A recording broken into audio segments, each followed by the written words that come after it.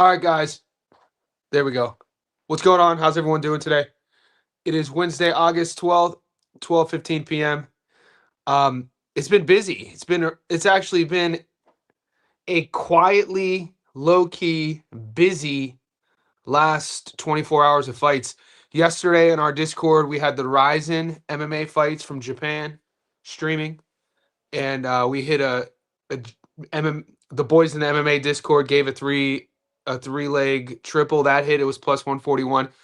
Today we had the Contender Series, and I told you guys, if you don't bet MMA, if you don't normally bet UFC, don't even think about betting the Contender Series.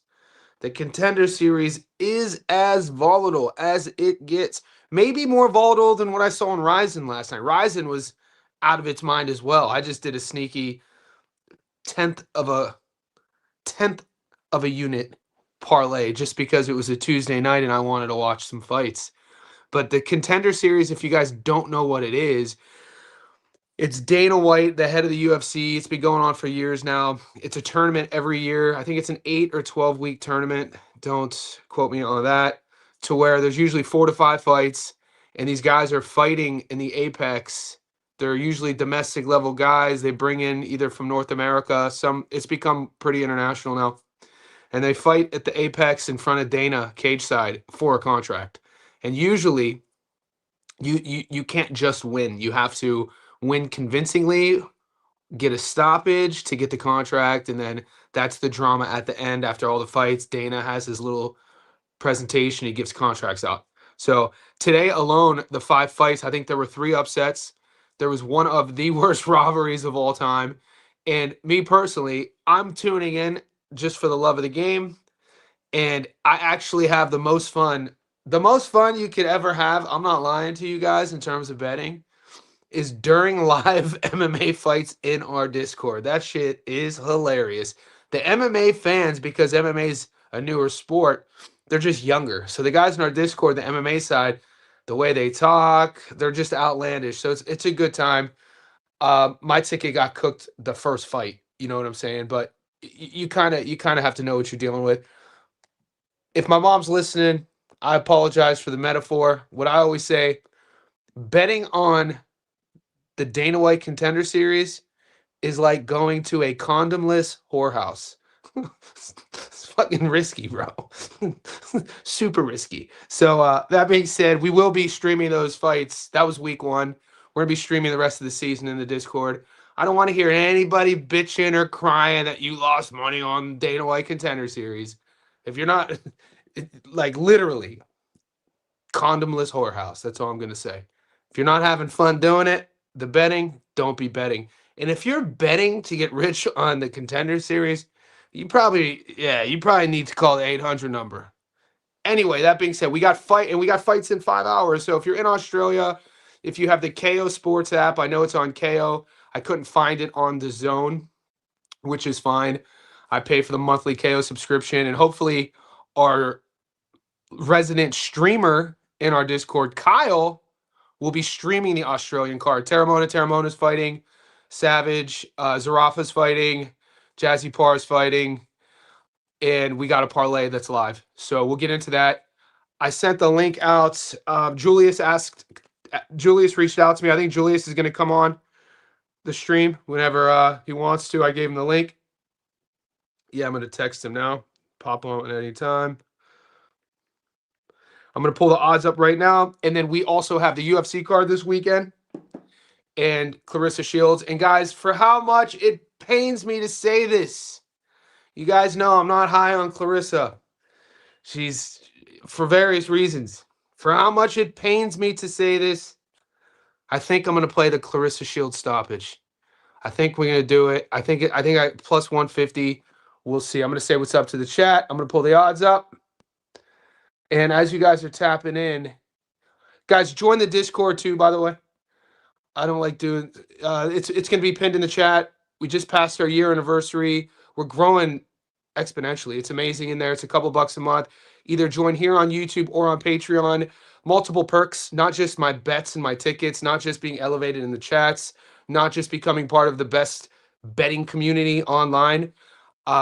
it's way more than that. So click the link, find out more, a couple bucks a month. Also, if you are a JSB Insider on YouTube or a VIP on Patreon and you're not in the Discord, send me a DM and I will send you the link.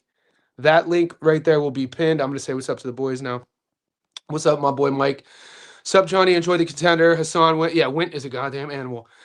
Puglaroli gritting it out. Yep, he toughed it out. I actually bet against him. More I think about Shields' fight. I can't see the ref being okay with Scott taking.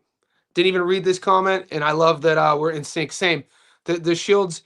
Auntie K gets hit so much, bro. Auntie K doesn't move her head. Auntie K's 42 now. Like, I feel all roads are leading to a Clarissa Shields stoppage. I'm not saying I want to play that because she's a big puncher or she's this. There's no way I would call like all that good. Like, I don't. She's not an accurate puncher. She doesn't set her shots up. She's too emotional in the ring. She doesn't feint. She's horrible punch placement. She swings and misses. She's always off balance.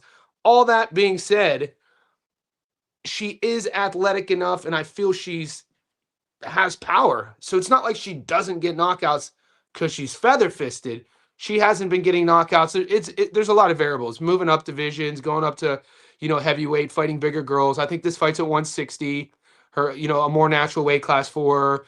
I assume her speed's going to be a little bit better. When we look at the calculation in terms of strength and conditioning and plyometrics, the equation to get to power, speed, it's a 3-part equation. Speed plus force equals power. So speed is the spearhead to get to power. And when she was moving up a couple weight classes fighting bigger girls, you're obviously going to lose some speed. Coming back down to 160, I think she's going to be a little bit quicker. It's going to be a sweat. I'm not putting my mortgage on Shields to get the knockout, but for the sake of the limited action, for the sake of just making it interesting, I think I'm going to do that. And if I pull the trigger, which I'm 90% sure, I'll share it with you guys. Let's get these dingo dollars. Let's go. Australia, A-side, baby, tonight. Australia, A-side. They're feeding us. Matchroom, Australian A-side. Feeding families. Let's go. Scare money don't make money either, boys. What about Zarafa? Zarafa quit against Nikita. Exactly. That's why they brought him in. They brought a guy with sort of a how can I be diplomatic about this? An inflated record. How do you feel about Troy Isley fight, Yo-Yo fight next weekend? Troy's fighting this weekend. Troy doesn't stop anybody. Not a big puncher. Troy on points, if you could get it, that would be my play. And then Yoen Lee, I'll look at that next weekend. Shout out to Yo-Yo. A lot of people are high on Yo-Yo.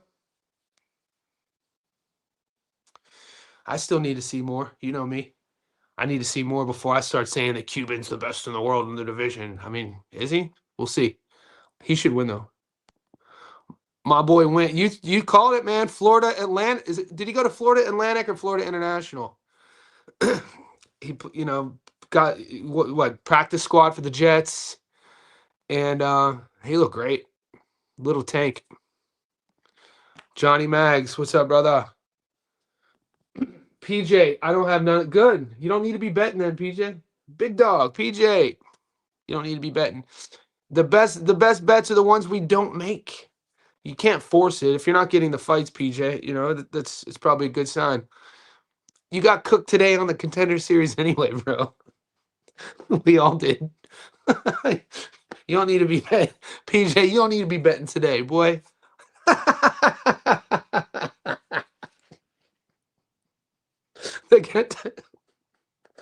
The contender betting on the Contender Series, a condomless whorehouse. It's that risky. How do you decide what you like? I talked about this all week. It's a great question. What I do is I break down my bankroll month to month. So I have throughout the year everything charted. Pick, X amount of $1,000, right? X amount that I'm going to use for this month. And then I'll take that X amount, thousands of dollars, whatever it is, and then I will hypothesize how much I want to shoot for, what my goal is. times 2, times 4, times 6, etc. And then I will have that in a category. And then I'll know what I need to make each week to get to that goal. Early on, later in the month, like this is technically week 2, I'm pretty sure. Yeah, this is technically week 2 because I start my weeks on. Yeah, week 1 was last Monday on the 3rd. This is week 2, the 10th. Week 3, the 17th. Week 4, the 24th. And we do have a 5th week, but it starts on the 31st, so it's not really counted. So last week wasn't the best for me. It wasn't the best for us. We did hit it wasn't the best for me statistically because 1 out of 4, you know what I'm saying? We got burned on the prop game. But the parlay that I went the heaviest on that I talked about last week, and when you guys ask me, I tell you, it did hit. So that was the one I was most financially invested in. So statistically, it wasn't a good week. Financially, for me, it was a good week, right? But I need, I care more about us statistically because of you guys. Going into this week, we don't have a lot of action. Now, I do think there's a good opportunity for us. I do like the 4-leg parlay I gave you guys. It's plus 110. So lately, it's either because I didn't pick a dog last week. So like whatever I'm doing now in terms of how much I'm betting, how risky I'm betting, I'm thinking about 6 months from now having that doubled. So it allows me to not be as to not be as kind of reckless is what I'm saying. So if you're serious about this, I would tell everybody to chart everything, do a spreadsheet, have a 12-month outlook, and be disciplined about what you're putting up and what you can afford. And don't bet what you can't afford to lose. You know what I'm saying?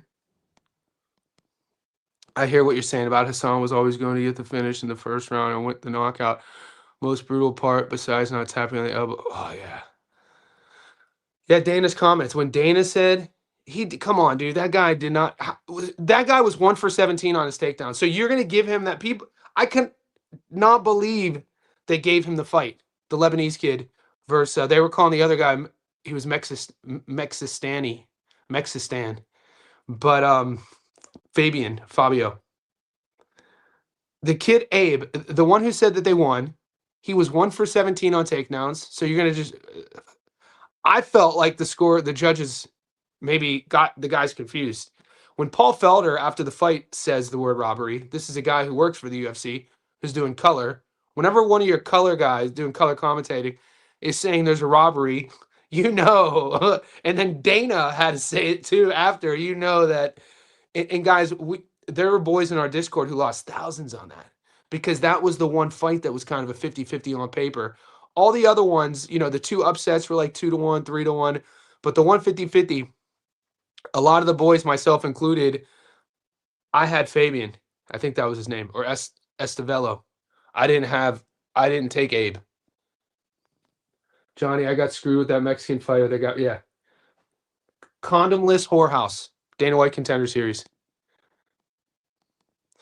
Johnny, could you talk about Islam versus Ian Gary? I think this is Islam's toughest test. Yeah, John, because it's Wednesday and we got fights in 4.5 hours, I'm going to let it ride. We're only 15 minutes in. I'll circle back to the UFC on this live stream. I just want to make sure that we cover everything, all the questions. If anybody has any questions about the props today. I know there was some in the Discord about Jazzy Parr, method of victory, Zarafa, method of victory. There is something I'm playing that I haven't gone public with yet also. If you guys go, because the odds have crashed. I took Terramona 1-2. I got him at plus 125, and I gave that out on our, for the VIPs. That is down to 84% return. So now, even if you take Terramona, and he has 6 minutes to get the job done, you're only getting 84% in return, which is crazy. So now what you have to do is get sexy. I'm going to bring Jay. This is Julius. I'm going to bring Jay on. You're going to have to add Michael Zarafa by knockout. So if you didn't jump on Terramona 1-2 when it was at plus money, and you're trying to double your ticket, I would go Zarafa by knockout. That's only a 38% return. But if you take both, you're getting plus 153. Guys, this is Julius. Say what's up to my boy. If you're not following Jay Knows Boxing, I'll put the link in YouTube. He's a JSB insider. He's a G, the sniper, but I'm calling him the chef now at the stage. What's up, dog? What's up, big homie? What's up, man? What's up? How you doing? Well, great, man. Talk to me. Talk to me. You know, I want everybody in the comments to peep this. Everybody's saying boxing is dead. Well, we the vultures, feeding on the carcass, man. I don't like it's. I don't care if it's dead. Let it be dead. We still finna win. Still gonna make some money on it. We gonna find something. I don't like I kind of maybe it's because and I've heard you speak about the knowledge you learned from your pops and being around the game, and I don't know if it's because I'm just a loyalist by nature, as a friend, as a partner, as a fan of sport. When I hear that, I get offended. I'm like, Hmm. if you think it's dead, then come to me. Like, I live in a little neighborhood in Sydney.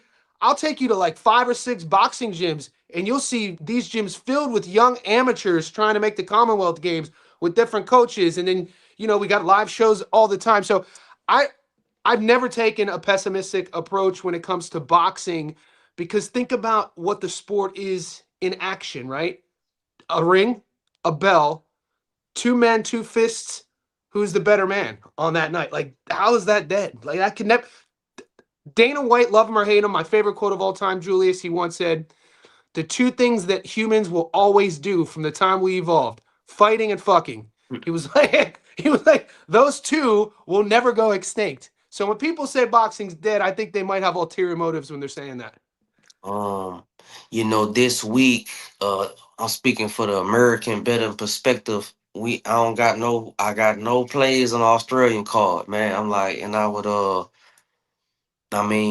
but one thing I would say about the Australian card, man, I want to ask you this: is Michael Zarafa a star? Because it's like the type of layups they give him. I just like, man, 'cause I'm looking at this dude Alejandro Ortiz, 100% fabricated record. And it's Mhm. not even like I tell my chat, boxing is a circus. It is a sport, but it's part circus. And and they're promoting him as a dangerous opponent. I just laugh at that. I mean, Zaraf stopped him around one. Like he been doing that. Couple of the guys they've been feeding him out there. Man, round 1 or 2. I don't like it. What are we talking about? Okay, so it's a good question. The thing I'm not sure people really realize about Zarafa is that this is a kid who went pro as a teenager in Australia. You know what I'm saying? This is a kid. He's only 34. He's a teenager as a pro in Australia, which we don't see a lot. And he got out to a pretty fast start. We know that every time he stepped up, not every time because he has good wins on the resume, but internationally we know about the Lara knockout, knockout loss. We know about the. I thought he beat Jeff Horn. He has one win against Horn, and then he has one decision loss. And then his first loss was that knockout loss to Peter Quillen, Kid Chocolate. So I say all that. Zarafa is a guy, when he knows in the ring that he is the bully, he is instant entertainment. Watch his highlight tape. When Zarafa knows that he can't be hurt, he's a bully and he's going for the knockout. But we've also seen, that style backfire. How much does he have left? Eddie's not going to bring him on to Matchroom after he couldn't see against Zoo, against Nikita. Eddie's not going to sign him to Matchroom if he doesn't think he has juice left to squeeze out of that orange. Do you know what I mean? Yeah, and a pattern with Eddie Hearn, if you notice, like when he really likes a guy, like for instance, if you notice this, y'all, when Ben Whitaker was with Boxer, he was going the distance. And immediately once he signed to Eddie Hearn, he knocking everybody out in the first round. What does Eddie Immediately. do best? What does Eddie do best? You know what I Yeah, mean? What is love them patterns. Yeah, what is it? What is Eddie's known as a promoter. You know what I mean? He's like a hype man. Eddie is like, as a promoter. Who was what was his name? What was Muhammad Ali's famous hype man who traveled with him everywhere? And you see him in all the clips when Ali's talking his shit. You are the like. Eddie Hearn is that. He knows how to get the juice out, the most juice out of the orange. And he obviously feels Zarafa still has juice in that orange to squeeze. Crazy he's not the main event here though. You, Because Terramona is. do you think Savage gets out the first round? Because one thing I've been noticing this week, man, he looks worried. He look because I mean, I would say I said on my chat, I think Terramona is the biggest threat to Atama. I think I think only thing I worry about him is, are they gonna like, because you're right, I heard what you said yesterday. Nobody's gonna take that risk because he's a dangerous puncher. He's not trying, he is no fill out process. He's not trying to get rounds in. He's Mm-mm. trying he's trying to take you out. I do you think Savage gets out the first round? That's what that that's the Well, play. the odds, like when I initially looked for that, because we've seen this Terramona the last few times. They used to have a prop gone in 60 seconds. That prop wasn't offered for this fight. The first minute, and then I didn't even get a first round prop. I had to go 1-2. So I could check. I'm gonna check right now to see if we even get that. Do I think personally? I mean, for the sake of like these guys, for the sake of the fans who bought tickets for this, I maybe not, bro. What do you think? Like, did you watch Savage tape? Have you seen him box? Yeah, I watched him when he fought Brandon Moore. Mm-hmm. I'm aware of him, and I just see him as a The difference is the energy from like Terramona. As soon as the fight starts, this is a guy who's a seek and destroy heavyweight, who's big, who's athletic, who is going to punch. You know what I mean? And that is a dangerous proposition. The heavyweight division, there's not a lot of fast starters. Even in, you don't have to be world class. Like traditionally, because of the size of the machinery, it's from a mechanism standpoint, it normally takes a bigger machine a little more time to warm up. You know what I'm saying? Terramona does not operate like that. And so everything these guys, who he's been matched up with so far, from the time they started sparring in the amateurs to their sparring partners for their fight camp, they don't see guys like that. They're not getting those looks. And I think Terramona, he knows that. You know what I'm saying? Like he comes at you, dude. And it's interesting because the knock on him will be like we always see in our sport. Whenever a guy starts off like this, the knock on it will be matchmaking, right? And then for us as betters, we just got to ride the wave. I'm going to ride that first early, under five knockout wave until we don't see it happen because the patterns. So I think a first round knockout's very possible. yeah, I'm saying trying to find value, because like, man, y'all got the man sports bet, man. That got me want to move to Australia. Cause I'm like, man, Come through. Come man, y'all, through. y'all get so many plays. Like Hey, and you get them early too, man. I was, yep. yeah, you dropping that shit on Sunday. I'll be like, I that got to.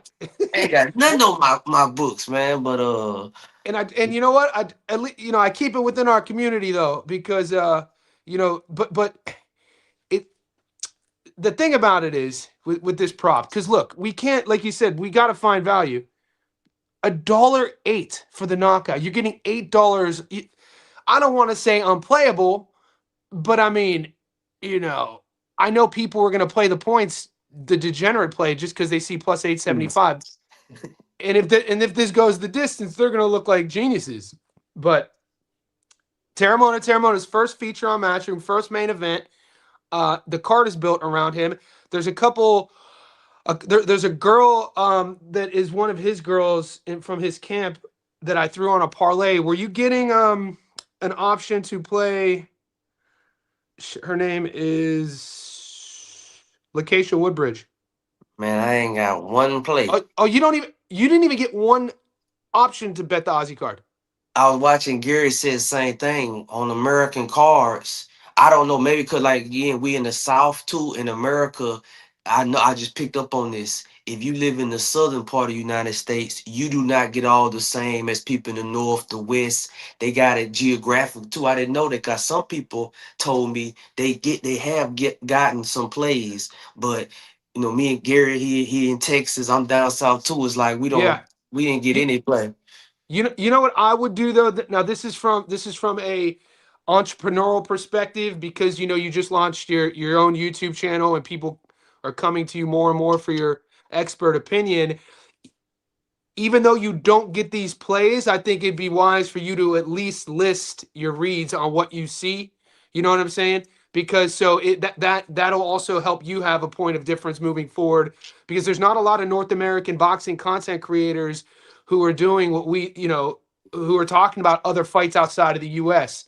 So our community is international. I know a lot of boys they like it that they could go to other guys in our group, not just me. You know what I'm saying? We don't. This isn't an echo chamber. The last thing we ever want is my one voice. You know what I mean? So if you were to take, what would your read be on Terramona versus Savage tonight? What would you think the best value play would be? Round one. Okay, Man, there you. I and like you said, this is first main event too. Yep. And to be honest with you, like this may sound fanatical, but I think Terramona has the to be the greatest Australian heavyweight of all time. I mean, it's not. I mean, all the other guys, Lucas Brown. I mean, I Yep. think Not a lot.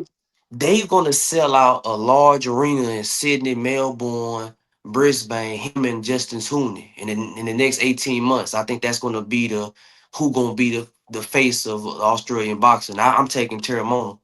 You think that's it? Do you think that the Aussies will eat their own and make that happen, or take both of them? Because they've already introduced Hooney to the international scene, and people have seen what he's capable of doing. He was one punch away from being elevated to the heavyweight world champion. You know what I mean? That awful decision he chose to punch with um, our boy.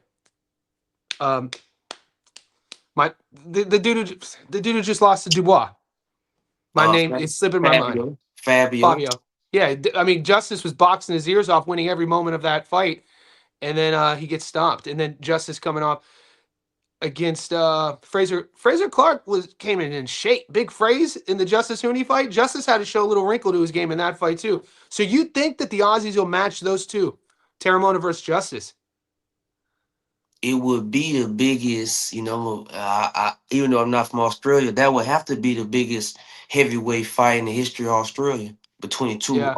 Australia. What other fight that you had? Now Two yeah, guys in their 20s considered world level. This ain't finna happen too many times. You know what I'm saying? It hasn't happened yet. so Terramona gonna thump Savage. I feel you on that. How do you think? What's your read on Zarafa? The Zarafa fight. Man, I'm like, to be honest with you, 1 to 2 on both of them. I mean, I Yeah, think, same. because the last guy Ortiz fought has been stopped 20 times. Yep. These things, or somebody in the chat, man, I'm taking because also I look at this card, man. You got Eddie is Hearn. He putting on Terramona and Zarafa, and Hearn is notoriously known to giving these guys layups. Like that's Y- his thing. Just passing the alley hoop. You feel me? That's all he do. Pass the alley hoop. You know what I'm saying? Yeah. No, because Zarafa does have a big name, and Zarafa for the last decade, half decade, has been asking for the Tim Zoo fight. They gave him the Nikita Zoo fight, and I'm however you want to say. I think the general boxing consensus says he quit. Um, I heard George Rose say, who runs No Limit. He said he was ringside. He was like, I believe Zarafa when he said he couldn't see from a headbutt. That was what Zarafa's stance was, and the boys in No Limit, said that if a kid is saying he can't see doing to do a headbutt, who am I to say I don't believe him? Regardless of what I know, the chat is gonna say their opinion on that, and I as a bettor, I don't have an opinion on that because I don't care about the politics. I just care about winning, right? But Zarafa wanted Tim Zoo. Okay, we saw Tim just do his thing against EJ. And everybody's like, "Oh, Tim now is at one." He said he's going to stay at 60. They need to be very careful with how they move Tim. Like they would be Tim's handlers would be for me will be really ill advised to bring him to the world level right now against and even Lara. I would don't don't do that. So what they can do is sell out. It would sell out a stadium, Zoo versus Rafa. Mhm. It would be massive, bro. And I'm talking like, probably in Melbourne. Like I was at the Holly Holm Ronda Rousey UFC 193.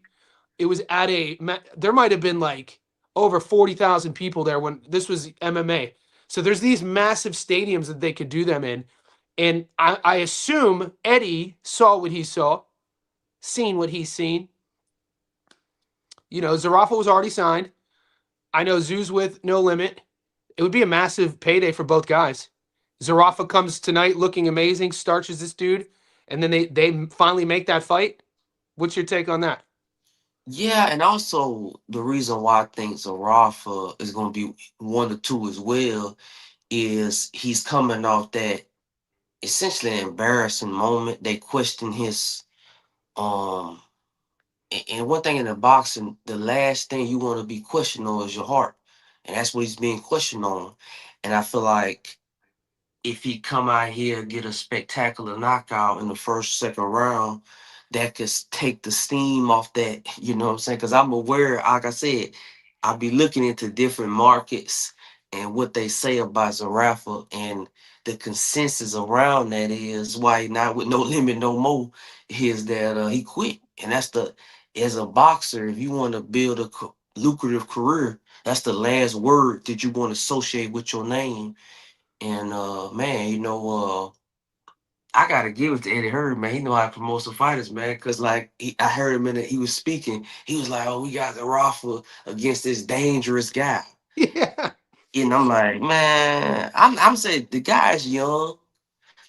He did come in shape. You know what I'm saying? He looks the part, and and I also say this around the boxing world globally, there is this air, aura around Latino fighters that they are some of the toughest, blood and guts fighters there are. And that's why I say, man, you got this young Latino guy, you know what I'm saying? It's all for him, yeah. Yeah, that's a chat. Like I don't buy into any of those sort of things. By the way, those sort of like because you're right, box. That's a chat that we could have on its own show. Are like the top 5 boxing stereotypes, like Argentinians being tough fighters, Mexicans having the best gas tanks and heart. Like obviously we have our outliers, but you go to any domestic scene geographically and you take that stereotype, you'll see that disproven time and time again. You'll see Argentinians who get one punch stopped. You'll see Mexicans who run out of gas because you know what I'm saying? But I don't, when Eddie's talking about the kid that he's bringing in, all I'm going to tell the bettors is this: go watch Zarafa. All of his film fights are on YouTube. Watch him against the guys that you don't know of, and watch how he fights. When he fight, like this is why this is what Eddie's seeing. When he's a front runner, Julius, you're like, damn, dude. This, I mean, he fought Lara for world. He's fought for world titles before. You Yeah, know what I'm saying? that's why he gets knocked out so early because he goes in so savagely, Yeah, like he's aggressive. He's aggressive. Zarafa versus Beck. Y'all look that up. He came in. Yeah, well, yeah, you're right. Once if he knows that he's a level above, Uh oh huh. man, it's violent. It's It's violent. violent, and this is why Aussies. He's not from Sydney. He's from Melbourne. He has his own fans there, and he's good on the mic. This is another thing. There's not, and this is no knock to the Aussies, and the Aussies will probably admit to this. When I moved down here in 2013, one of the first things culture shock, working around all these Aussies, like man, they don't like to talk shit. Coming from America, how I was raised, talking shit was part of like how did you get to know somebody. We bond over shit talk. You know what I mean? We bond over clowning each other. And it's not really in the culture down here to do that, to shit talk. And so you see that on the mic, certain and think about the Aussie fighters on the like imagine the marketability. Zarafa's not like that. Zarafa will get on the mic and talk his shit. He got a part in his hair. You, Yep, he yep. He looking a got the little skin. different. He got the skin fade. They got the diamond in his ear. And Aussie's a lot. That rubs some people wrong, by the way, too. Yeah, I'm always trying to, like I said, over this last year, man, you really put me on the Australian Oceanic scene. You know, it's another hotbed, another jackpot. You feel me? Real talk. Yeah, for real, man. This is why I'm kind of hopefully as time goes on, you guys will get options on your books because you're already in too deep now in our community. The boys are expecting you to have your takes, but you know it's tough to give takes when you don't have the book. You ain't gonna lie, yeah. Next, cause I've been really, heavy into this week. That's why I said, man, cause like I was kind of banking on this car. That's what I'm finna do. I was gonna do a parlay, Yep. Zarafa round one and Okay. Terramona round one. But All right. So Zerov in round one is paying plus 875. That's crazy. I didn't even think about round one. Round one's 8 7. Am I tripping? No. Yeah, round one is 875. this is a blockbuster. I would do one if you can get. See, on American books, you don't really get how I see. We don't get one or two, and one thing I will do moving forward, I'm gonna go on sports bet because you right, we're a global channel, and I'm gonna see what they offer. I mainly just go off of my bookie bet USA, and we Uh huh. don't really get one or two. You see, y'all get three to four, that type Yep. of betting. I said it made me want to move. I think I said, man, I'll be eat back. God dog, Yeah. if Come through, man. Come we in. can play them games. If ever you want to visit, man, I'll shack you up. I got extra room. But here, all right. So we got Terramona boys. We got about 85 in the chat. Like the video. If your book is letting you, I have action Terramona 1 to 2. After this, I'm going to sprinkle on the Zarafa 1 to 2. Zarafa round one is plus 875. Zarafa 1 to 2 is plus 575. The odds that, like, it makes the night interesting. I'm not trying to get rich on this card, Julius. I'm not going mortgage hunting, but it is a card that I feel we can make money and build a little bit of a bankroll moving forward. Were you looking at? So we got what's your take? Because I see the questions the chat are asking you about other fights. Have you looked into the Clarissa Shields card? Yeah, it's a fight. The close odd fight on there is Deville Smith versus Hakeem Lopez. Bro, I was go on talk. I want to hear your take because I just saw this today. I was looking at it too. First I'm gonna throw a verb out there, a pattern people don't pick up on. The 168-pound division doesn't have a lot of upsets. If you notice that, if anybody check, go look at a lot of the 168-pound fights in America. They rarely have upsets. And I don't like that Lopez is 31 and essentially DeVille Smith is being positioned as one of the up and coming guys in America. I think fights like these, he's going to be tested, but I think DeVille Smith is going to come away victorious. I mean, hands down, I was going him. I mean, if they do drop a Teeth Overton, him by stoppage, I like Troy Isley. Mm-hmm. Um, like I said, I really don't play female fights, and the guys in the chat they say, man, you need to get in it more. You need to get in UFC. I might, that's one thing. I say I wasn't in the It's Japanese. volatile, Jay. It's volatile out there, man. My The problem with it is, like I said, my problem with it is that it just you can honestly say they just start having main event female fights within the last 5 years in America. I don't know. I'm telling you, I remember I've been watching boxing weekly, man, since Yeah, 2015. I don't never up until I would say Amanda Serrano.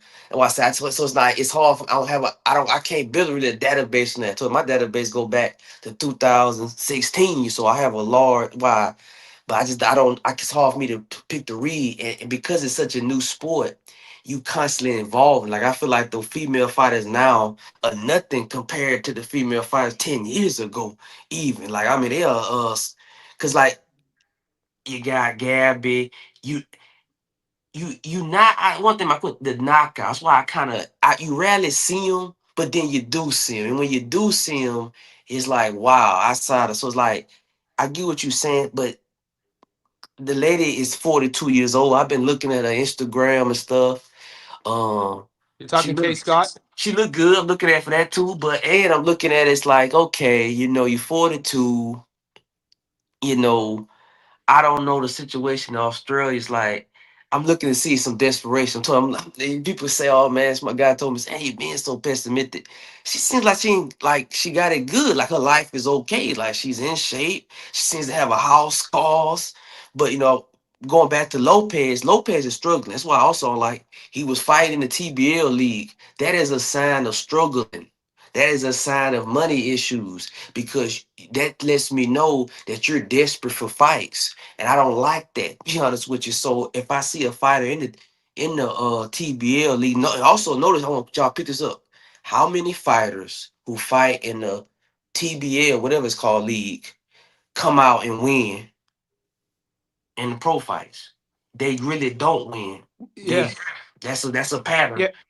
Yep. You know what that is? It's like if you're taking rounds, doing rounds in the TBL league, you're trying to stay active, which is good. But it also is a sign that you're not being promoted. Why aren't you being promoted? These are questions that you have to ask as the better. And it's an important. We just saw this last week. There was a matchup, a close. Guys were trying to play aside for the B side, and they're like maybe it was the week before, and they're like, well, he's been active on the TBL. And I'm like, yeah, bro, he did like 9 rounds and he went 4-5. Do you remember that? It was a couple weeks ago, but the name is probably irrelevant. But he lost. The This card, the Salita promotions. Have you noticed over time any patterns on the Salita promotions? We talk about our top rank A sides. We talk about the Eye of the Tiger feeder fights. We know about No Limit. We know about domestic Australia cards. Any sort of reads on the Salita promotion cards? Now you just gave me. I'm finna go look in my database after this, but Yeah, well, it's worth because they're Clarissa. They're building a lot of cards around her. She's bringing her girls on too. Atif Oberton is being. Did you see what they're doing? The marketing behind Atif on this fight is they're putting his fight only behind a paywall. And as a fan, I don't like it. But then from an entrepreneurial perspective, what they're doing with him, and I think they're wrapping like either a a concert around it, and I'm sure the chat will let me know. I think they're wrapping around, putting around Oberton's fight like a performance, that sort of thing, because regionally, Philly guy trains with Tom Yankello, Paulie Spatafora's old coach out of Pittsburgh. So regionally, that area, there's a lot of hype around him, and Salita thinks that they got one with him to put his fight alone behind a paywall because they know his fans will pay for that. So from an entrepreneurial perspective, I'm like, it's kind of unique. Boxing fan perspective, I don't like it. What's your take? uh, I think I had message. I don't like talking about, but I seen you doing a live stream, and I had you doing a live stream with that dude in Philly. Um, Greg Hackett. yeah, one of them guys. Yeah. And I told him, I said, man, you wasting your career. I said, you need to like, dude, you 28. Like, I would throw you in the deep end now. Like, what are we waiting for? That's what I learned. You only get one prime. It's Yeah. not like your prime. You get another one, man. And I feel like right now, I don't. He's the type of fighter I'll say go to Zuffa, man. You need to go to Zuffa or something, man. Like you light heavyweight, you in the division, you need to like Otif Overton. I first seen him fight when he fought on Salita, a Russian dude named Bruzov, and I thought he would have been far off. And he's fighting this 42-year. Like he should be stopping this dude. You know what I'm saying? Like easily. Like I mean, I think because he mean with it, and I like that. But I told the dude he laughed because he know he. I told him this. I said, bro, I'll put you in with Benavidez right now. Like I'm big on man. Throw him in the deep end. What we waiting for? You throwing up. You giving away all your athleticism to the gym, to gym wars. Like we don't get this back, man. You're not gonna get this speed and athleticism back. It only declines. It does not go up. I Yeah. like boxing is one of those sports where I don't like when people say he got way more experience. I'm like, like that's not good. Yes, that just means you got more punishment. You feel me? And Toledo, he is around that Detroit market, and DeVale Smith from Detroit. That's why I'm also taking him. I'm thinking like, man, when the last time a side on Salitas lost? Pagan Pagon never loses. Nope. Um, T. Holm doesn't lose. They with Joshua, they Okay. They match Pagan pretty tough too. It's not like they're giving Pagan layups. Overton, I should mention the one thing. Even though Overton is in his late 20s, and I see the chat saying people prime at different times, which can be true, but we're talking, statistically speaking. The one thing going for him though, he is in one of those grown ass man divisions at light heavyweight, to where it's not really a division that you rely too much on your twitchiness or speed. He's a physical guy. He's a mean guy. When I see him interview, when you see him on the mic, you could tell he knows it's his time right now. He doesn't seem like he's the type of guy who would shy away or try to duck any sort of smoke. There's a few of these guys right now. You got Overton. We got Greatest Krause at light heavyweight that people, I know not really a household name in North America, but in our community, we just saw him last week go against Hemphill. And, would you throw Krause in there right now with the top names? Because Krause's pops got on the mic and was like, he's ready for B-Vol. He's ready for better Beef. And a lot of the people who don't know who Greatest was were in the comment section. We're talking about, what do you, no way, no way. And I'm like, that's interesting. What's your take on that? See, in boxing, I see people in the chat. I mean, like this, exceptions happen. Is I mean, Not everyone's Bernard Hopkins, by the way. So you don't see many 35-year-olds in their prime, bro, in pro and, sports. and That's a wild also take. That's a wild especially take. in boxing, and people like, man, Bernard Hopkins didn't turn pro till he was like 23, 24. Also saying that's what I'm saying.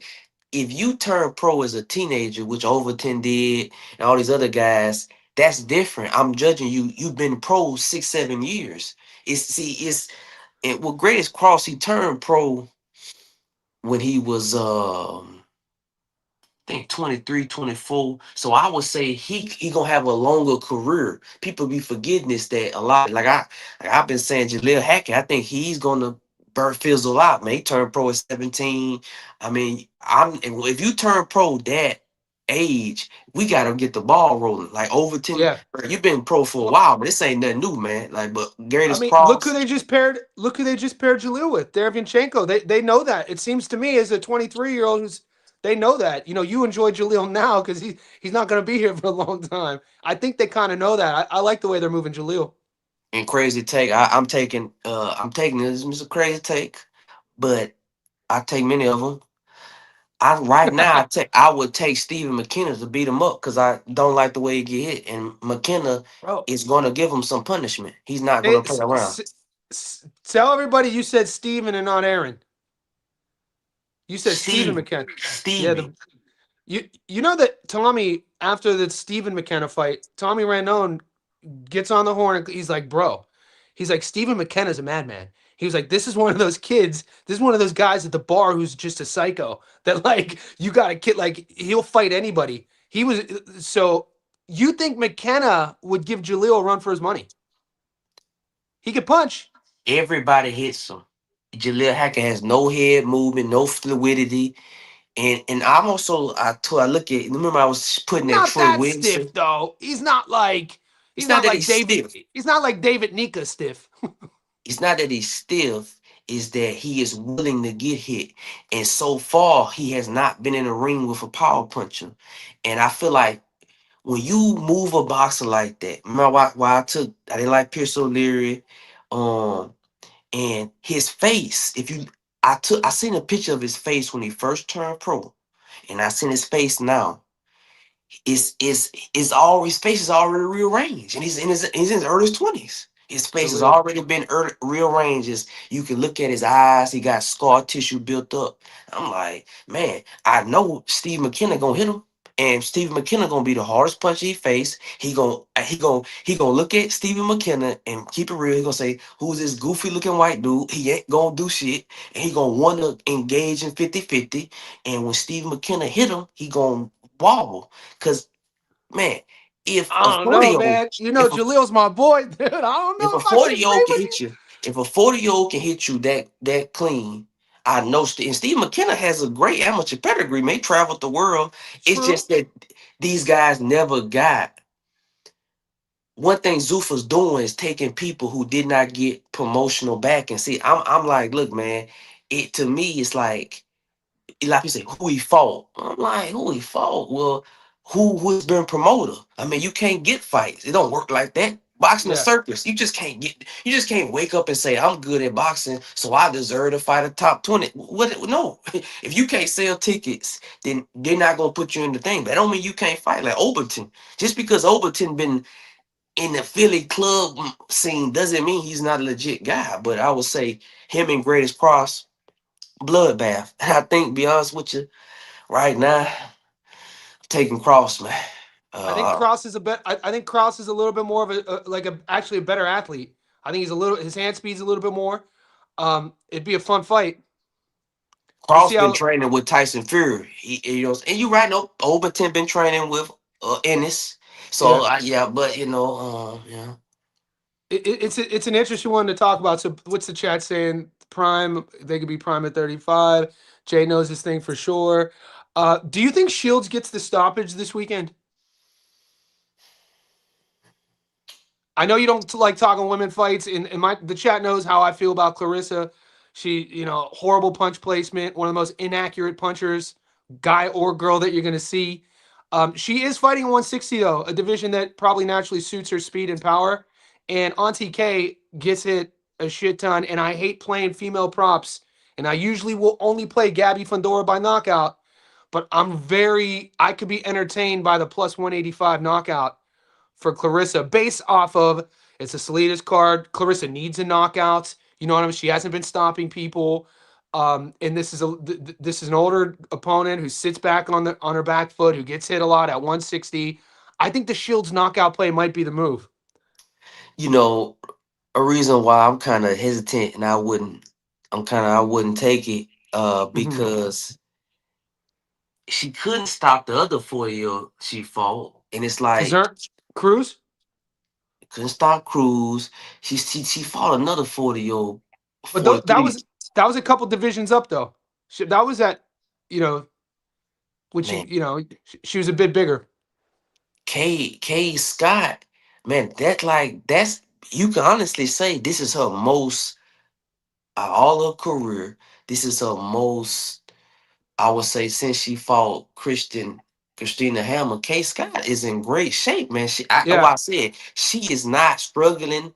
You know, a lot no. of female fighters, I could tell by looking at them like, this ain't really what you do. You just do this on the side to get some money. K Scott, like she lives like an No, she was athlete. amateur fighter, Commonwealth Games fighter. And I always talk about the Aussie. Think about the Aussie female boxers. Their strength and conditioning are always on point. They take it very serious, being in shape. We just saw Auntie Des against getting the brakes beaten off of her against Tam. But she stuck around the whole fight. She was 39, and yeah. So Kate, that's where my hesitation is with Kay. Like her size, she is 5'10. Clarissa's 5'8, but she gets hit a lot, and Clarissa, if Clarissa just was more accurate with her punches and less emotional in her combo, she is telling the entire world what she wants to do. She doesn't faint, she doesn't set anything up, she doesn't change the speed of any of her punches. Everything looks the same. That overhead, like, it's like, calm down. I'd like to see her with a different coach too. I'd like to see what she would look like with a more technician. We know she's gifted, we know she's athletic. She's 31 now. I'd love to see her, the jumps she would make with a technician. Okay, I'm looking at the comments that I'm gonna speak because it's a week away. It's getting there. Yep. Who you want? Man, to talk about that TO card a little bit. All right, I let's do it. mm, because they're friends. You know what I'm saying? I'm putting the distance in the parlay. This is going the distance. Looking like minus 300. That's a good parlay piece.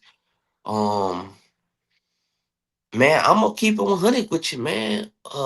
Yo Inley. This ain't my official pick right now, but Yo Inley is on Hernandez. He's on upset alert. I'm glad you're saying that, mate. So Yo Hernandez. He's on People have upset alert. ordained Yo like he is the next Marvin Hagler. I'm not, like, you're 9-9-0. Like, I got a lot of questions about Yo. Um, So you're saying he's on upset alert? man, Verone. Yeah, Veron, 6'1", long, rangy, could punch. Like, he's gonna cardio. Like, yeah, if he drags Yo out, we've seen Cuban fighters kind of break apart the later fight goes. You know, especially as of late, the last 2 years, big favorites going in there with all this hype from the amateurs, and multiple times we've seen this. And it's like I like that Veron's moving up. I think he's gonna be more explosive because I felt that he was kind of like I was looking at his last fight. I said, man, he look real bony, man. I see a lot of reels poking out, and I feel like Yo Inley doesn't know who he's in the ring with. He not viewing this as this is like this is a legitimate 50-50 fight. And one thing I noticed is that you have a fighter who's never been in a 50-50 fight. He's never been in a ring with somebody who wants to hit him.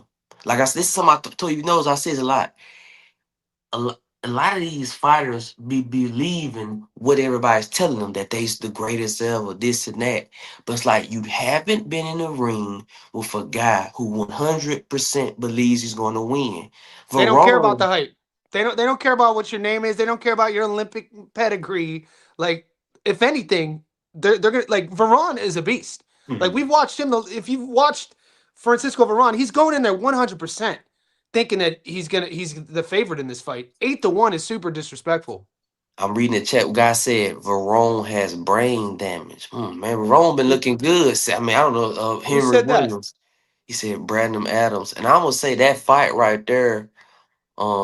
They said you only by stoppage easily. He couldn't stop. He couldn't stop Kyron Davis. The Kyron Davis went long. Yep. Uh, And did you notice in the Kyron Davis fight, his body language changed as well? I remember watching that fight. He's another one of these front runner sort of guys. Around the fourth or fifth round, it became sort of like all right, he adjusted. He stopped trying to put the gas on, and because he knew that this kid wasn't going to be easy to get out of there.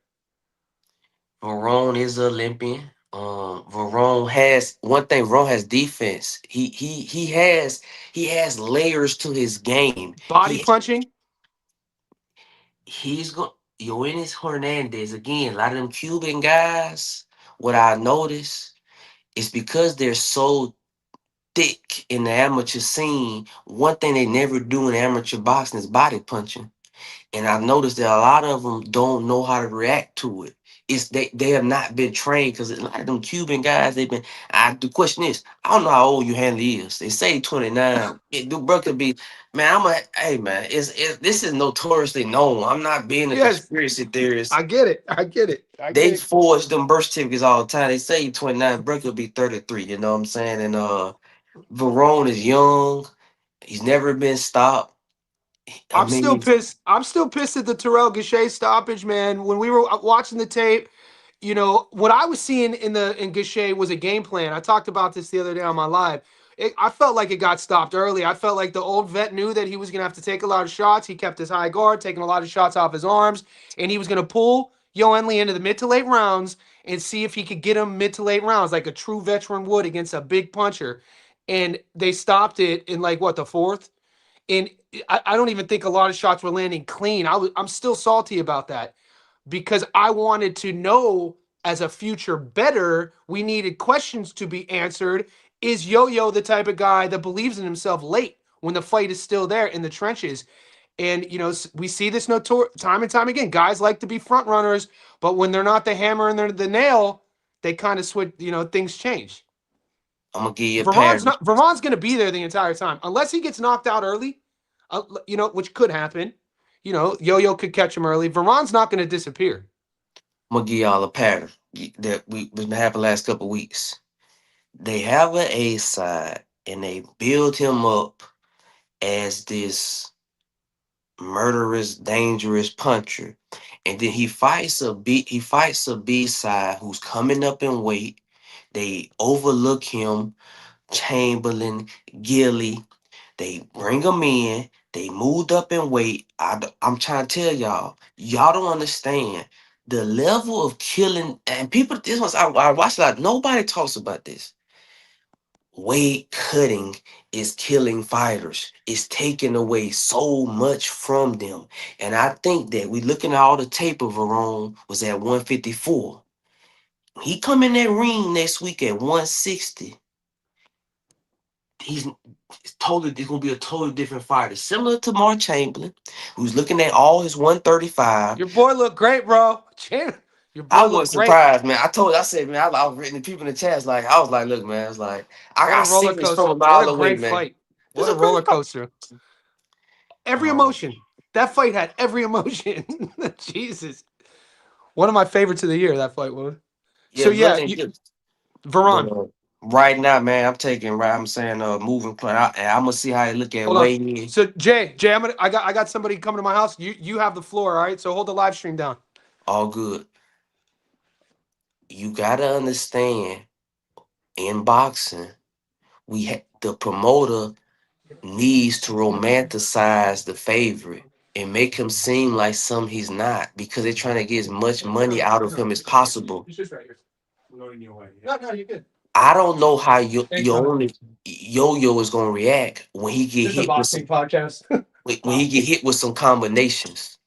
This I don't know. I'm saying that Verone been in tough fights with Vlad Hernandez. Tough fight. He's been in tough fights with Brandon Adams. Mhm. He's not gonna be worried. Like he's not gonna say, "Oh, if I get hit, And, he's gonna." and Jay, what the revisionist history about Brandon Adams has been world class for at least a decade.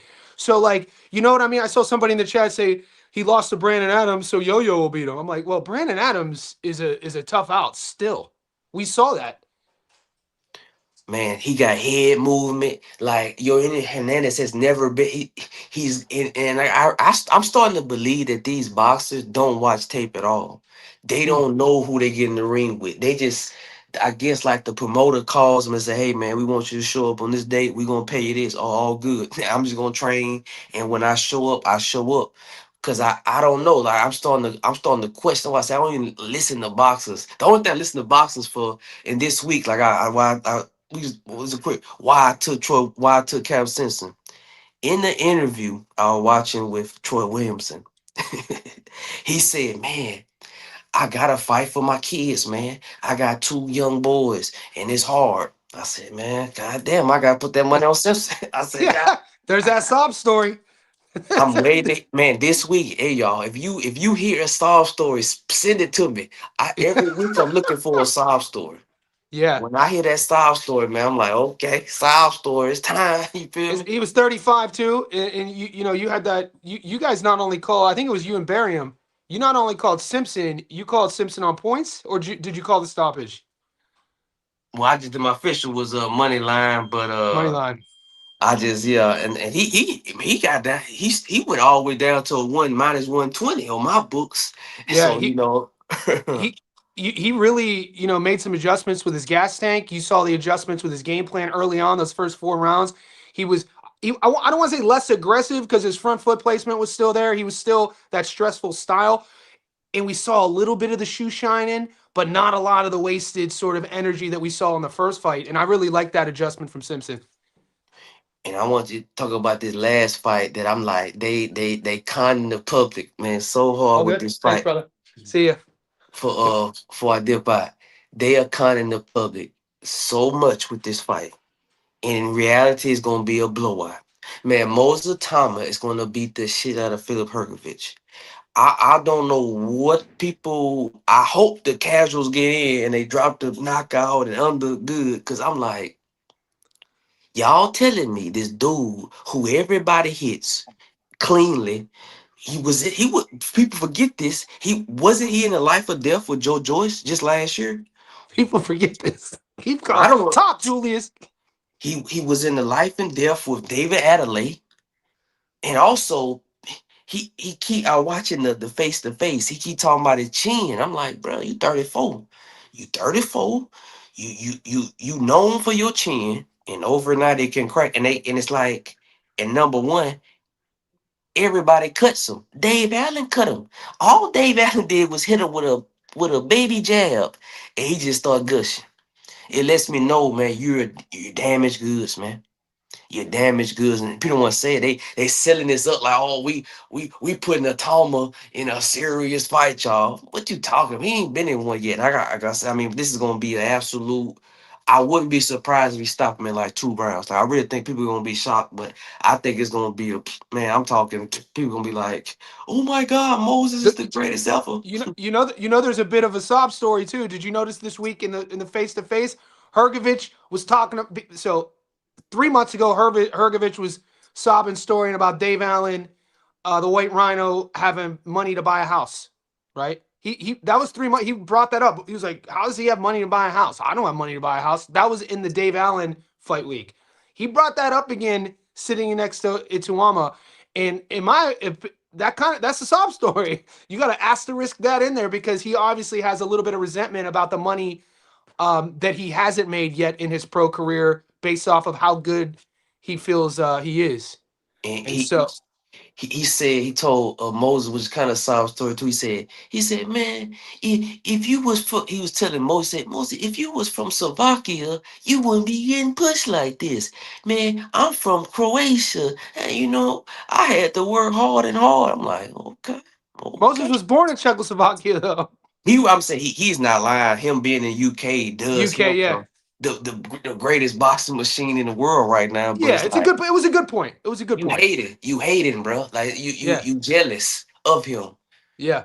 So I want to put, I want to give you no time to think about this. All I want you to say is, will he win or not? And I'll tell you why. There's 19 questions real quick. Michael Zarafa, will he beat Ortiz? Yes, Troy Isley versus Hicks. yes, Jimmy Sains versus Tom Cowling. yes, George Liddard versus Dario Morello. yes, Nikita Zoo versus Ben Monty. yes, Sam Noakes versus Baranchik. yes, Ituama versus Hergovich. yes. Ramon Cardenas versus Leonardo Carrillo. Oh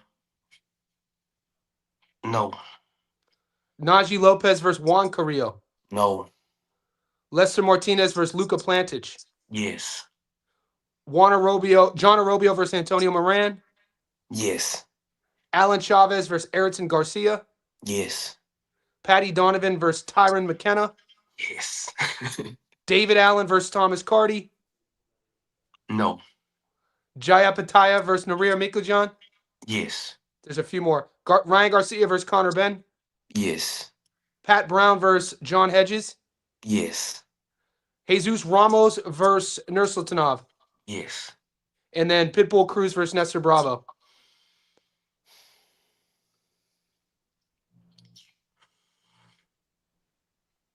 yes. Okay, so those were 19. I just ran through my quarterly parlay. We agreed on 16 of them and disagreed on 3 of them. You think Najee Lopez will lose to Juan Carrillo? Just off jump. Sorry for putting you on the spot. Why? Juan Carrillo is a stream power puncher, and Najee Lopez likes to have a ball brawl with his opponents. And it's gonna be it's gonna be the first opponent who 100% believes is gonna win, and I 100% believe Najee Lopez is overlooking this guy. He said this is an unknown guy from South America. I don't know him. But man, he is in. That's one of my plays. I was you brought it Okay. up.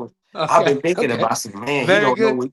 And Very good. All right. Dave Allen, Dave We Allen, also, man. well, before we get there, Ramon, you said Cardenas would lose to Leonardo Carrillo. I feel like Ramon Cardenas. He's getting up in age, and I just don't. I don't like taking favorites in their 30s with a knockout loss. That's why I kind of like. I just Okay. Fair enough. And then the Dave Allen Thomas Cardi fight. man, Dave Allen. Oh Come my! on, I took baby. it, man. The I've been Rhino. I've been going against him. I remember I took it. Arslan Beck. It's like I know what he's doing, and I can't blame him. He's trying to sell that name for as long as he can. But Bro, it's he's like he's already overachieved. Can't you say, like, this kid has had stadium fights? The back to Rhino. back. He If just the had Rhino one. Finna fight if the another one. Rhino was from Little Rock, Arkansas, he'd be working at Best Buy, probably. Or is that even a store anymore? Like Pet Boys. I don't know. I've been out of America. But he's selling out arenas. And I like that fight because it tells me what a casual money is like. Thomas Carter is younger. He's from Ireland. Um, Dave Allen has looked absolutely pitiful. Yes. I mean, I've seen him quit numerous times. He looks, he always coming in out of shape, fat. He just riding that Johnny Fisher fight till the wheels fall off. And Johnny, we know, in the hardcore boxing fans, we know who Johnny is. Johnny is a circus. He's the I say circus. Dave Allen is the king of the circus. Cause I can't blame him, man. Man, I be like these casuals. Man, I had people telling me, right, in the Discord, man, man, Hergovich is in for one. I said, what? I said, man, Hergovich finna beat the shit out this dude. What are y'all Oh, talking? oh, against Dave Allen.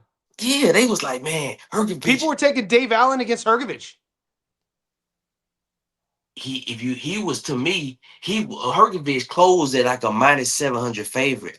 I thought if I would have put Hergovich as a -3,000. You know what I'm Yeah, saying? And they yeah. telling me again, they telling me the same thing again. This dude who quit, he always fat, out of shape. He finna beat this younger guy. I don't know It's much like about Cardi. Is Cardi a amateur background from Ireland? he was supposed to be the guy. I mean, people gonna look at his box rec and say it says he has a knockout loss, but he has a similar situation to Joe Ward. When Joe Ward lost, he His tore knee. his knee up. Watch that Carty fight. Carty, Okay. he literally his something happened with his arm or something. Like you could tell, like his shoulder got knocked out of place. And I feel like, hey man, hey casuals, you feel me? Juan Yeah, put Calloway. he blew his knee out. Yeah, something like he blew his knee out. Similar thing. And people gonna look at his record and say, well, he got stopped by that fat journeyman Calloway. And I'm looking at, and Fat shit. y'all telling me, they keep telling me over and over, Dave Allen's gonna show up this time. No, oh, I know I was fat and a slob last time, but this time I'm gonna show in. It's like, bruh, he been saying this shit to the to the UK public for a decade. I can't be mad at the game, man. He Shout come out to the in. boy. Shout out to the boy RZA and the Jizza USA books. Really pissing me off not giving us the Aussie cards at all. And now we're getting like half the undercards on other shows. I think they're sick of getting their teeth kicked in on layup fights. Could he be onto something? We need is surely they wouldn't limit the markets because boxing we've created boxing betters know that what we're doing. Surely you guys aren't getting limited because of that. Man, is getting to point is getting to the point with our chat that we are so i- like Should we be big. worried that we can like? Should we cap our group? Should I put a cap on who can join? When I look at the different boxing channels, right, particularly in America, the shit they're talking about, like the people who claim to be pundits and guys, I seen this week they was talking about Clarissa Shields and her relationships and stuff. I'm Oh like, yeah. you guys don't know a motherfucking thing about boxing to this. I don't hear nobody talking about weight cutting. I don't hear nobody talking about amateur pedigree. They don't talk about the promotion side. They don't talk about the politics. The other chats, dude, I told you, everybody took Roach. Everybody took Spence. Errol. Yep, that's crazy. Everybody took Nick Ball. Nick Ball. What they don't do that we do, it's not that just film study, is that so I said, they just look at the box rig and say, they'll just see for them, they'll look at Ortiz and say, man, Ortiz a dangerous puncher. We're going to look at the same box rec and say, well, hold up, man, that dude been stopped 20 times. That dude been stopped 20 times. And hold up, bro, that dude that he stopped with 20 knockout losses, he started his career at bantamweight and he stopped him at 160. That kind of, level of uh, uh, analysts the analyst hat that we put on is Mhm. so it's you're right. It's like if we went in other chats, they would think we're crazy. They I would think think it's for sure. And this is why I'm glad you started your own channel. Guys, we're an hour and 15 minutes in. There's 90 of you in here. Like the video. Julie, Jay knows boxing. You guys should be following by now. But Jay, it's also this. It's because of what we're doing right now. It's because of the debate, the conversation we have on a daily basis. We don't agree all the time. You know what I'm saying? But we I think a lot of guys sell themselves short by being married to their ideas about boxing, their favorite fighter, their favorite country of fighters, rather than the idea of winning on the betting side of things. So it's really a different thing. and the number one thing about our chat that I love why I'm been gravitated to, because I've been on box for a while, but I never got other people chats. If you and I disagree, right? Because we have disagreed many times, right? Mhm. It's not going to go into like you're a white guy, I'm a black guy, you a Yeah. Spanish guy. It's not going to be racist. I'm No. not going to call you retarded. You're not going to call me a faggot. You know what I'm saying? Yeah. Yeah. It's It's none of not that. gonna do. And I would go 99% of the internet is like that. If two men have a discussion and they disagree on the internet, 99%, bro, where you live at? Bro, Yeah. I'm gonna find you. It's they gonna threaten each other. Cause like I Yeah. said, we disagree all the time.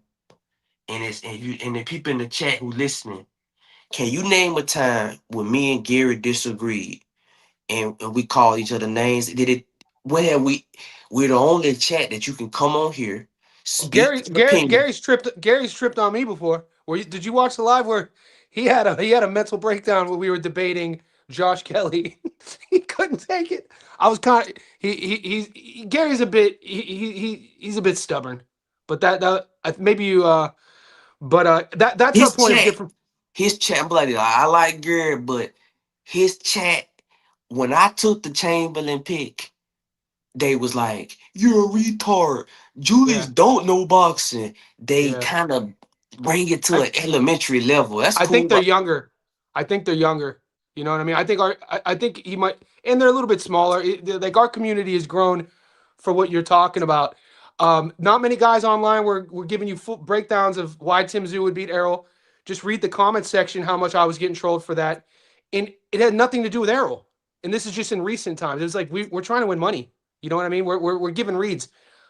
All you had to do was watch Errol Shadowbox to see that this kid isn't the same guy from the 2017 Kell Brook fight. And the average boxing fan doesn't want to hear that. You know what listen I'm to him saying? talk. They don't. I Yeah. told you, nobody ever wants to admit that a fighter has early signs of pugilistic dementia. They don't want to admit it. I Troy said it with, Williamson. I I man, I I shared said the it. video. You sent it, and then I clipped it, and then I shared it around, and then I was like, and look what came true. It's evident. You can see it. Who I'm saying, yeah, like, and I'm gonna keep it real. One fighter I see that I'm waiting for him to come back is Javante Tank Davis. I will listen to him talk. But yes, even he's been one of my favorite fighters. But I gotta admit it, man. When What is yeah, he, man, 31 now? he's 31, been boxing his Yep. whole life, Whole life. Whole life. whole life. Aggressive puncher. And he had them gym wars in Baltimore coming up. Been the You smaller kid. Always probably as an 8-year-old was sparring 13-year-olds. You know what I'm saying? He's that type of dude. It's probably why he became one of the best of his era. But that adds up, man. And what are we going to see from him? What can we even expect? Like for me, and people call me a hater. I'm not a hater on Tank. It's just we break fights down week to week. We live in a week to week world, right? Tank isn't in my world right now because he's not active. So I don't play politics. I don't care about what he's saying on Twitter until I see in my box rec or my betting app that he's gonna fight. I'm not talking about Tank. So when I say things like that, people get all salty about it. I was like, I don't have an opinion on him because he's not fighting. But do we see him again? Do you think? I, he's one of them fighters that like Errol Spence. I knew Errol Spence was gonna come back. I knew it. I was waiting for him to come back so I could take Mm. him, go against him. So it's like, uh, Same, same. and people in the chat, man, you gotta have your horns on when you're looking at these fighters, man. I'm looking for any weakness in the face. I told him I'm looking for a weakness, any slight. deviation, and like I said, Dave Allen. I'm looking at you talking about a favorite who got some weaknesses. I'm like, bro, hold up. I was like, hold up, man, Dave Allen. Haven't you retired before? Yep. We hold up. Didn't you Where's this? retire? Yeah, you retired. I seen you quit numerous times. And I forgot about that fight. Man, he's a big favorite. He's like a minus 300, man. Hey, man. Man, I can't wait for that fight. I'm trying to tell you. I forgot about that fight, but thinking like that. But yeah, man, hey y'all. I love the Castles, man. Thank you, Castles. Oh man, love y'all, For man. sure. Y'all. But I know we're gonna do more. Obviously, we got time before it, but they've been asking about it. Real quick, give me your elevator pitch on Teo versus Raleigh. Man, oh man, I think Teo is gonna jab him. I think right now, Rolly knows he's gonna lose. But I think it's a silent agreement. It's already there. Look, bro, I'm gonna let you win. Cause I feel like it's Rolly thinking like, bro. 'Cause I heard Rolly's story. His story is to me one of the greatest in history of boxing. He said he dropped out of school, right? He was living in Las Vegas. He said he dropped out of school and he went to the Floyd Mayweather gym, and Floyd seen him and said, "Hey, bro, come here, let's spar." And off that one visit, became a two-weight world champion. No amateur fights, just a tough dude off the streets. And now he's a two-division champion from the headline another pay-per-view fight. Like, I mean, Well, you know he was a nationally ranked judoku. He was one of the best judo players in North America as a teen. So Raleigh Romero comes from a real legit martial arts background. And so okay, I know judo isn't boxing because there aren't, straight punches, but I see his strengths as a judoku. You could see it in his base, his foundation, how he turns on his hook, his balance, his infighting. And so like I'm torn on that fight and because whatever negative I could pick from Raleigh, right now I could do the same with Teo. And then for me, the last question I always ask myself before I press record on my breakdowns is what have you done for me lately for each fighter? That being said, Teo, he's coming off getting really embarrassed from pillar to post in front of his peers, in front of the whole world, in front of his father, um, against Shakur. And Teo is coming off, a win. When's the last time, or Rolly's coming off a win? Teo hasn't showed his power since what, 2022, Pedro Campa, his last stoppage. He's never fought at 147. Psychologically, there's questions. I mean, the Sandor Martin fight, the Steve Claggett fight, he looked good against a faded Josh Taylor. He looked good against Arnold Barbosa Jr., but that whole card was a bit weird. So there's questions there, right? And then Raleigh, we know about him against Barossa. We know about, getting stopped against Pitbull. We know about the tank. But so there's questions on both sides for me. Marinez. Yeah, That's the a lot. Marinez fight. He's fighting. He- I think Marinez is fighting either this week or next week. But my point is, there are questions. So I'm kind of struggling, like where technically it would be Teo, right? More gifted, athletic, speed, more skills. But sometimes, man, when the psychology doubts creep into a fighter's mind, dude, sometimes all of those strengths and skills just go away in the ring.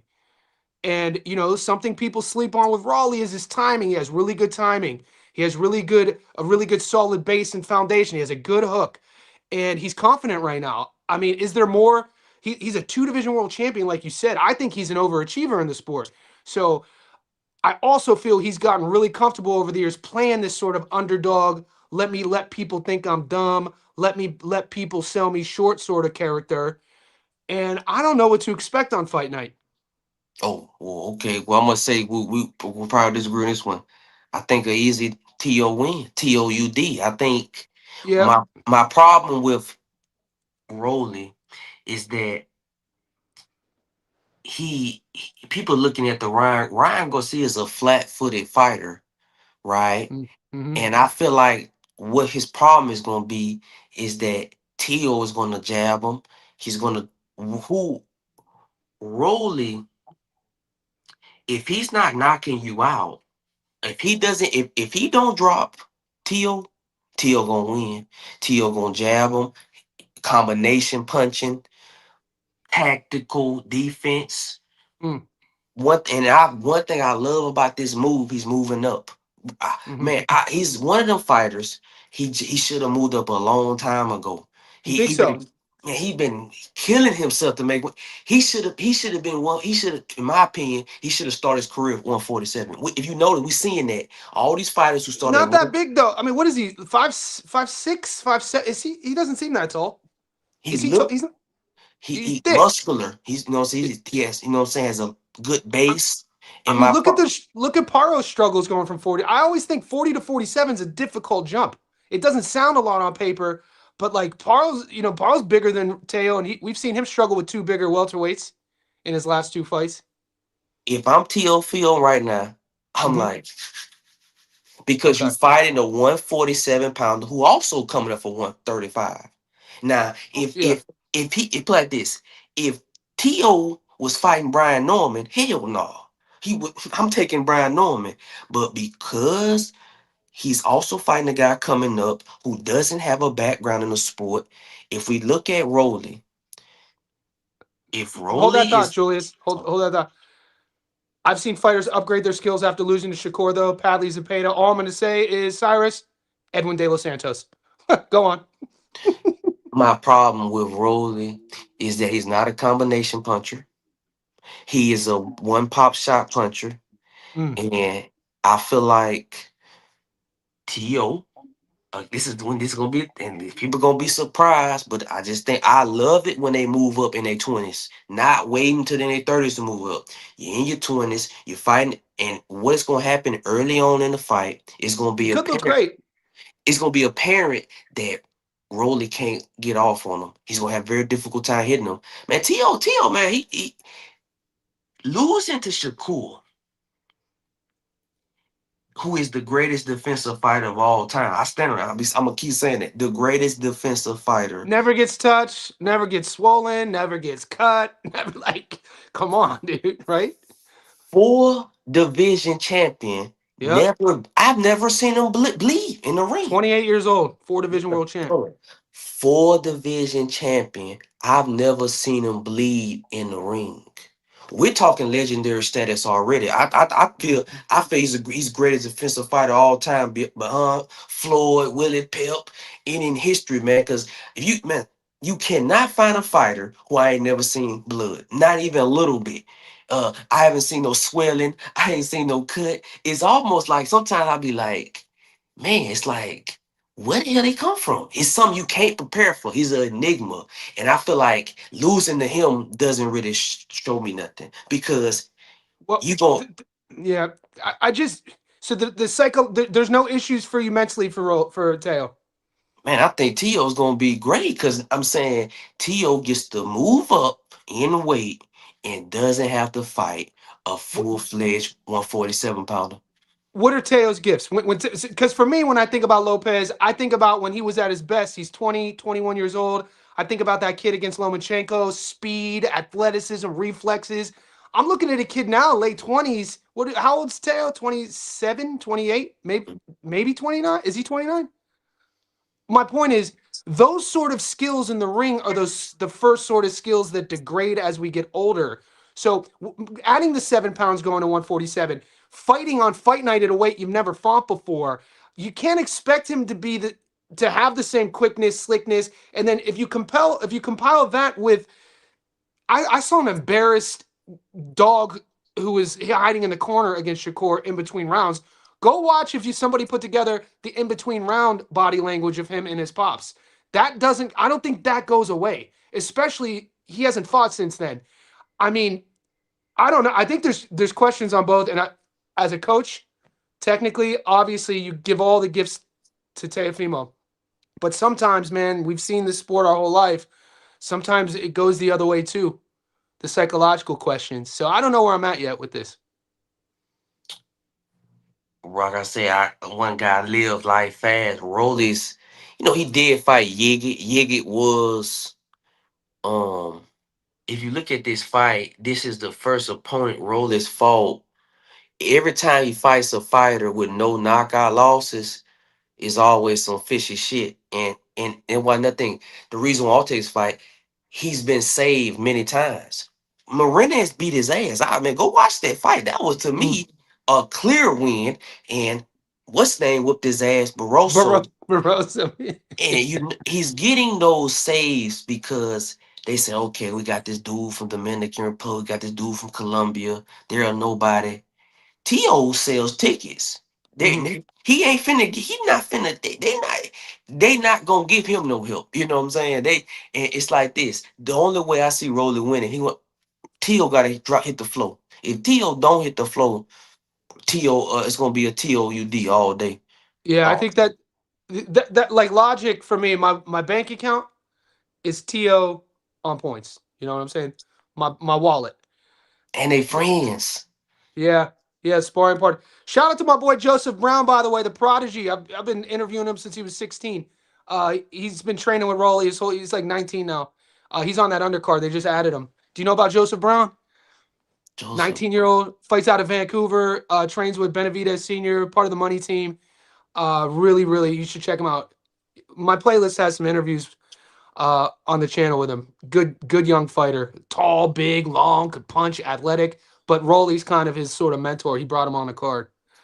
I Um, didn't like how Rolly was talking about T.O. dad in such a positive light. He's like, oh man. you don't like I'm like, well, hold on. So I'm saying, like, and then, and he, like, let me get last week, probably into this. Last week, they told me that Masson and Nika were friends. And I said, huh, that makes sense. Because I was like, Nika didn't throw no combinations. All no he did power was jab. punches. No power He punches. wasn't. He was willing to go toe to toe with half a tie. He didn't give a fuck. And he rocked off the tie. You know what I'm saying? Early on, and I was like, Hey, man, Masson was there for the taking, man. That's why I said, hold up, this dude's a silent agreement. That was. for sure. I was like, For no, he just boop boop boop for boop. sure. Whole fight. What man, I didn't get the answers to my questions until after, but shout out to Boxing Booth. Boxing Booth in our Discord. He's in our community. He's a lives in New Zealand boxer. He's a coach now. I knew that Nika used to train with Andy Lee, and I was asking, I was like, usually fighters go to Andy and they level up. You know, Ben Whitaker is a recent example of this. Joe Parker's there. But Nika was one of these guys that left Andy Lee. And I was like, why did he leave? And then I find out he chose to train with his fiance's dad. And it's like, because I'm looking at a David Nika who's not progressing. You know what I mean? Like, if that's the product, or it's like he's overtraining. Because when I watch Nika, obviously the stiffness is an issue, but he's 6'6". He's supposed to be this puncher, but I see a guy he's either overtraining, leaving too much in the gym during his fight camps, or has just leveled off. I don't know. That was a frustrating watch. I know exactly what it is. It's what we say with all fighters. The dude need to be a heavyweight, bro. You're 6 feet. You're 6'7", long arms. This dude need to be a heavyweight. He killing himself in the ring. Six percent body fat, like no body fat. Like this dude is built Ain't like him. a That's not him. is not insane.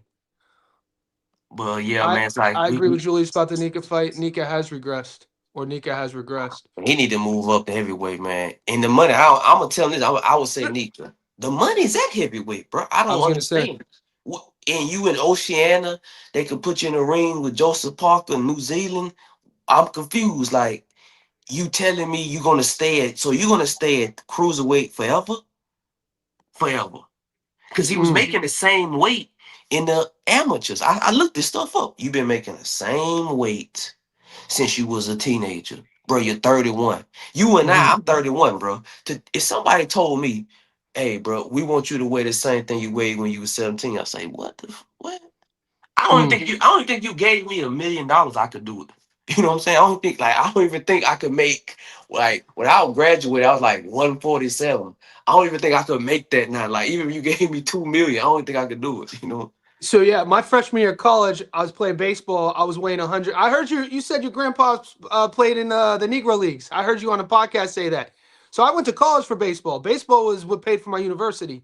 So but my first love was boxing. But when I was 19, I weighed 192 playing third base, taking, come from the era of like GNC. They're giving you all these subs. Now at 44, I weigh 180. And so like as I've gotten older, I've trimmed down much, so I guess it's a bad example. David did make us money, boys. So shout out to Rodrigo. He cleaned up our parlay. Joe Parker would make a real job. So the money's at heavyweight. It's a good question. It's a good chat to have to talk about the heavyweight division. What's going on? Where do we want to start? What is the?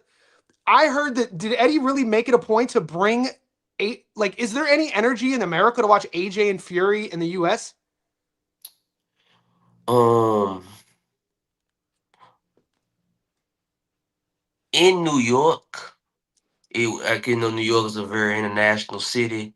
Yeah. Hell, I'm gonna say New York probably is like it's an immigrant city. Like I seen like half the city's not born in America, so I'm saying maybe there it would. I don't think it would sell in Las Vegas or LA or nothing. But Why I'm wouldn't they do okay. that at Wembley? Um, uh, Like that's a British fight. the Saudis, man. One thing I like about 'em, I like that they bring a new energy, but he always trying to reinvent everything, bro. That's just a fight you put it yeah 100,000 Wembley, and okay news. Okay. I just seen this before I came on. If I got to Oh, ask you this, Diego, I agree. I'm not a. I only brought it up, Diego, because I'm getting messaged about wanting Julius to comment on it. I'm not. You watch my channel. I don't talk about AJ. I don't talk about Fury. I was just talking about the business side from a finance side. These are two Brits who are fighting 10 years too late. Why is that fight even being spoken about in America? Was sort of the talking point. I just wanted to clarify that, Jay. you But yeah, you seen the undercard for Billy and Canelo? They I'll pull it just up. I'll pull it up now. Talk to me. on Tapology. Okay. They got Bekter Melazuliev versus Armando Resendez. Um. Artur Bizanov versus Lindo Del Golfo. Ah, And they really? got and they got one this is what I like, man. I bro right now, man. So I'm looking, man. I'm dog hunting. Lorenzo Parra Yeah. versus Rafael Espinoza. At 126. Hold up. Versus Rafa at 126. Yeah. He's still fighting at 26. That's I said what I said, bro, man. Hey He's y'all, 32 years old. I thought bro. Rafa moved up to 30. That's what I said. I said, bro, look, hey man, y'all, featherweight has been around since 1920, over 100 years. He is tallest featherweight in history by margin, bro. Yeah. He's 6'2", making 126, bro. No, I'm taking Parra is a power puncher, Yeah. bro. I like, man, right now that South American power puncher, man. Right now, y'all, if y'all heard it, that's about a month away. Parra, man, Parra go. I think because Rafa like to punch. But I just think, man, Rafa's it's tough to bet against, though, man. In our memories, the first fight against Robesi, obviously the second fight against Robesi, what he did to Edward Vasquez. Rafa, for me though, it's a conversation to be had. I thought he was moving up to 30. I wanted to see Rafa versus Navarrete, but I'm just I'm selfish. Like I'd love to see Rafa versus Navarrete at 30, like nutritionist Navarrete too, the version who beat the brakes off of Sugar Nunez. And once again, our community took Nav in that fight when a lot of folks were taking Sugar. But I digress. All right. So Para versus that fight's in the books on the Canelo undercard in October. I didn't I, know s- this. I seen on Tapology today. I'm It trying to dropped find today. it, but Tapology's tripping. Like the, Yeah, the website's going crazy. with them crazy ass. What's your and Billy take, man? Because like after all this thing played out, the whole like incestual matchups between Lester and then Billy, and then Lester and Aleem, and then Aleem and Pacheco. When we see these guys become more active, we start to find things out about certain guys. For me, we find out that Lester's not the puncher that they sold us as. I find out that Christian and Billy, has a great engine, but he's kind of one dimensional with his style. You know what I'm saying? And what is Canelo? Canelo fighting and Billy for me, it doesn't move the needle for me. The question I was asked, I'm gonna ask Gary this. Canelo, is he a type of fighter that's gonna say, man, I had enough? Or is he gonna have to lose badly to get out? And overnight, You can step in that ring. I remember guy said this. Duke McKenzie, 3-time world champion. He on Talk Sport Boxing. He said he was asking, when did you know it was time to quit? He said, bro, I got in the ring, the bell ring, and I ain't know where I was. Bro, Canelo is this is a fact. I looked this up. Canelo is the richest athlete in the history of Mexico. He made more money than Julio Cesar Chavez, Navarrete, Andy Ruiz, all of them combined. At some point, this story got in. He Hmm. been pro since 2005. Before the iPhone. Before the Oh, iPhone, before MySpace, crazy. before Facebook, Crazy. before Wi-Fi. A different world. like he's been around so long, it was a different world. We wouldn't have been able to do this. Like this does not exist when Canelo turned over, when he went pro. Like this, like being able to screen. Like, what are we? What's a live stream? Before Wi-Fi. I'm Yeah, saying people in the before chat. before Wi-Fi. So they're telling me, see, guys, and part of me, if you're new here, and the boys know this, this is why I'm going to bring it up. I only pay attention week to week. You know what I'm saying? I did not know Nav and Shock was booked in for October. Oh, that's for Is it? real. Oh, I This is got what the that's boys. Multiple people are saying this is booked in for October. What's your take on Nav versus Shock? I do question Shot making that weight because he Yeah, started his career at 147. neither guy's getting any younger, but Nav's massive too, bro. Navarrete, what I do see is that I could take he got outboxed by Baranchik. I remember I took Baranchik to beat him. He if you notice this, his whole career, he's avoided fighters like Shock. He could have fought Shakur. I know he ducked him. I remember that. People don't talk. They was with Top Rank at the same time. He didn't Hmm. want none of that. And he's been avoiding a slick black fighter. O'Sharky Foster was on Team USA. Hmm. And I could see him being a Baranchik 2.0. Being he if you not standing there with him, Yeah, he got horrible feet, man. The dude be crossing his feet, throwing a yeah, punch behind his back. I mean, you know what yeah. I'm saying? The dude is horrible. He has no he's just a Mexican tough guy. And I think, man, Shock could win an easy UD. Mm, yeah, it's both guys have won me a lot of like I look at this from a entrepreneurial perspective. So before I give a take, I'm gonna have to do retake. But both guys have won me a lot of money in the last 12 months. So I'm excited that they're fighting stylistically. They couldn't be a bigger contrast, like you said. Nav is a guy who kind of like butters his bread with a guy who's gonna sit there and punch with him. Shock got a dog in him too, though. He'll play that game as long as he wants. I think the biggest difference is if we look past the technique is the skill. I think Shock is a guy who's multi-skilled and that he has the ability to play that game when he wants and then to not play that game when he doesn't want to. You know what I'm saying? The versatility in how he does his thing and how he operates in the ring. Very skilled guy. I think that people when Lamont Roach fought Cepeda, this is I don't know a better way to put this. I think people going into the Roach Cepeda fight were thinking Roach was Shock. Because like in terms of how many people I saw in our community taking Roach, they were talking about Lamont Roach like he was Shock. And I was like, and I said it on one of my lives, I was like, he's not Shock Foster, mate. And but yeah, I rate Shock, man. I've always rated him. He It's big, gonna go like Shock big, versus Ray Vargas, mm, just like that.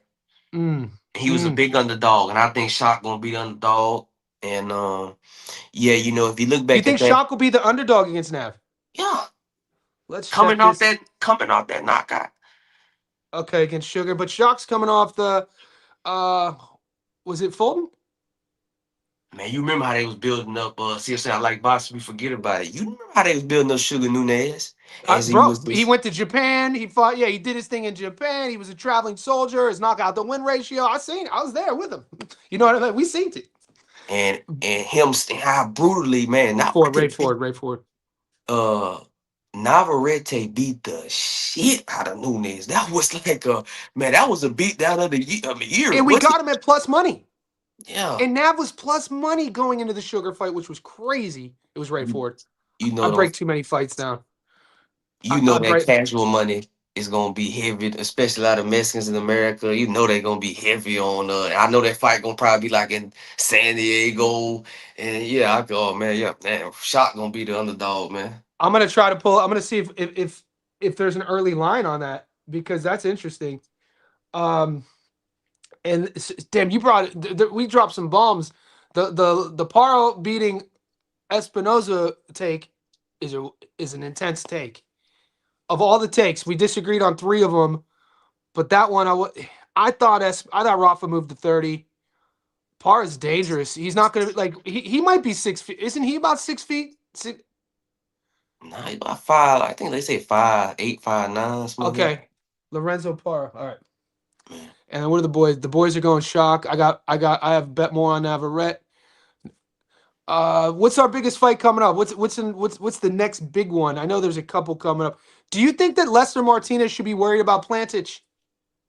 I've looked at, I've been, like I said, I've known about Planchets. You know, people, Yes, because he's been on the European scene. Um, amateur. He stopped Billy in the amateurs. Did you know that? yeah, Yeah. I've been aware of him. But that 168-pound division, I want people, like I said, when I tell y'all the pattern, don't just think I'm telling you. Right now, y'all, I want you to look at just give anybody check. Find 10 super middleweight fights that was big in America. Just find 10 in the last 10 years. And out them 10, you may have one upset. That's a weight class in America that for whatever reason, it's so crazy. That same weight class in Europe produces the most upset, but in America, the super middleweight produces the least amount of upsets. The last big upset in the super middleweight division was Crawford, but since then, there hasn't been upset in that division. That division holds still, and I'm gonna have to go with Lester, man, and Plantage. I think what Plantage will do, I think he's gonna hit a final bell. That's what I think. And they gonna probably have, I don't know, because he didn't win his last fight. But I'm looking at that the play. I'm waiting for to see what the over under is. I think because he's a no name guy from Serbia, wherever he from, or Croatia. But I think he will survive. Henry Williams goes to answer your 168 question. He's pulling. Shout out to Henry Williams, Hank Williams here. Caleb Truex over DeGale, Kyron over Elijah, Zach Shelley over Morrell, Crawford over Canelo. The list of upsets goes on. Well, you Mm. named 4 upsets there. In the Does span it? of 10 years, Yeah. Kyron Davis last year, and Jack Chelly and David Morrell was in America. That was in Europe. I said in America, and I told Wasn't you, that at seven? Wasn't that at 74? my bad. That's at 75. Yeah. Yeah, that was Shelley versus Morrell wasn't at 68 either. Caleb And Truass versus and James DeGale was damn near 10 years ago. yeah. Well, he's pulling him out. You asked a question, he's answered. Shout out to Hank Williams in the house. I still don't like. I'm gonna stand on this. I don't think Lester's the puncher that he's been sold to us. He does like a lot of his a lot of his knockouts happen on the domestic level. I got to do more tape on Plantich. Lester should get this W, but people a year ago were talking about Lester Martinez was Marvin Hagler. This destroyer puncher guy, and his best moments, in my opinion, were in a draw. I mean, he handled Alim, but we saw what Diego did to Alim, and it's interesting. I think Lester wins, but at 168, who's the top of the mountain there? Who's your king at 68? The dark horse, hands down, is Iglesias. You think so? You Hands know, down. we watched him in his. Maybe I'm just being too petty or critical from a technical standpoint. He could be a little bit loopy. He could in his punching. He could be a little bit wide. And I don't want to say he telegraphs his shot. I'm just not a guy. Maybe because I'm old. I'm not like I need a little bit of time before I kind of ordain these guys. So I think like a guy who has a good chin on him, who could punch, who could counter, who's a good body puncher, could give him a good fight. Iglesias, but I people love like him too. I like Jacob Bank at the 160. We talking about the 160 pound. I You think like Jacob Bank is up there in your? he was one thing. Jacob Bank is he's shown me that when he was able to beat Skull, that let me know he has good movement. He has good punch placement. He doesn't throw a lot of punches, but he's very accurate. And I feel like Jacob Bank, put like this: if he was to fight Lester Martinez, I would take Bank. Put like that. I take Bank over Wow. You think Bank would have enough volume to beat him on points? Lester Martinez is extremely flat footed, and I think he could win a UD. I think Bank. he will do similar to how Liam Perro beat Matias. Okay. Bank, I just need to see more Bank against better competition. I feel like the William Skull fight. William Skull looked to me like he went there for a check. William Skull against Jacob Bank left me scratching my head like, damn, maybe these conspiracy theorists are real, and think like it looked to me like he wasn't punching with him. He That was a weird performance, man. And I know Bank, we've been winning on the knockout prop, him stopping guys, but I guess I never put his name at the world level. I guess I kind of kept him at the Euro level. But I gotta watch more or just reintroduce myself. So we at 168. Oh, I'm trying to pull up these rankings. let's Super see. middleweight. Who's the top of that division? People are still gonna say Canelo, aren't they? I know he's still gonna be in the top 10 It's kind of a division that doesn't have a lot. How deep is it? It's not, we don't talk about it enough. right You know what I mean? now.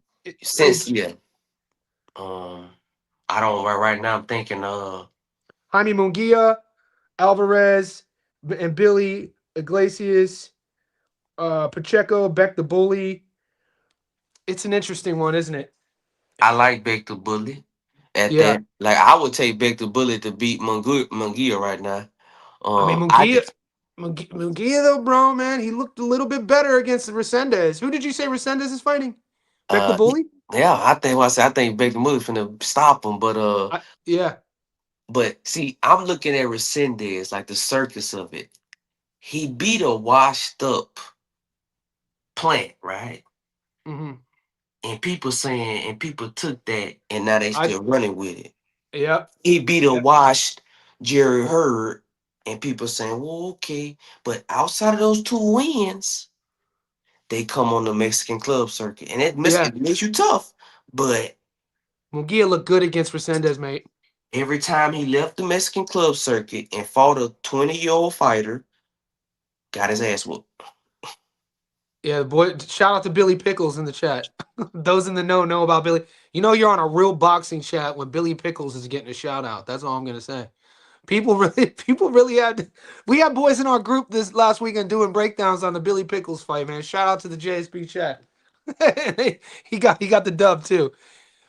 I'm excited to see Munguia again, man. Like people, he's a guy who definitely after watching the levels he added at this, comes out on fire. Was enters the scene internationally, has this amazing record, knockouts. A lot of the built it on the club scene in Mexico, and then we saw what happened against the kid from France with one stoppage, but then built himself back up, gets that one back, and like Munguia, man, I think he's gonna be a tough out. He looked in shape, he looked big, he looked faster. How his jab was on point against I don't know how much of that was just Resendez was flat or he had a bad night.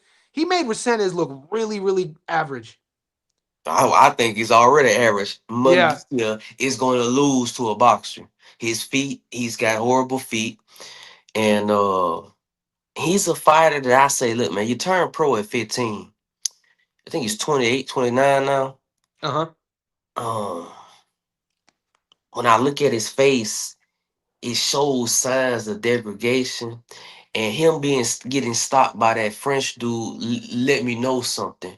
That he's losing punch resistance. And they moving him well. But if they put him in the ring with a guy who can move a little bit, like I would take Bank over him. Um, Right now, I think Bank would, man, he would piece him up, and I would take Martinez to beat him. I would take Pacheco to beat him. I think he's the weakest link, and because he's coming up from 147, he started career 147. I know Yeah. this. So he's the smallest 168 champion. I just think that I think Shiraz, even Shiraz had it. I think Shiraz, the dude man had amazing cardio. You got to give it to that dude, man. Zukambuka, man, he had amazing cardio. But I think if Shiraz got in the ring with Munguia, he would knock him out. Yeah, we But haven't even talked about Shiraz. That's crazy. You know what I'm saying? With the Hamza at 168. he said Munguia would beat Martinez. Hey, but yeah, but hey, man, Johnny, man, it was a great chat, and I Yeah, want we've been on a while. We've been on a while. We've been on a while. man, shout out to you, man, what you built, man. Positive box community, man. Let's get this money. Let's go. Thanks, Jay. All right, guys, I'll stay on. We've been on for like two. You guys know how it is, boys. There's still 85 of you in here. Whenever we could go to a bar. This is just like any one of us right now. You go to a bar tonight by yourself, wherever you are in the world. Order an old fashioned, whatever your drink is, your drink of choice, and somebody can sit next to you and you start talking boxing. Hours will just fly by, especially if they know what they're talking about. Julius definitely knows what he's talking about. If you're not following him, Jay knows boxing. I'm gonna try to put his link in the chat. He's one of our JSB insiders. It took me about 6 months to talk him into starting his own YouTube channel, so he finally started one.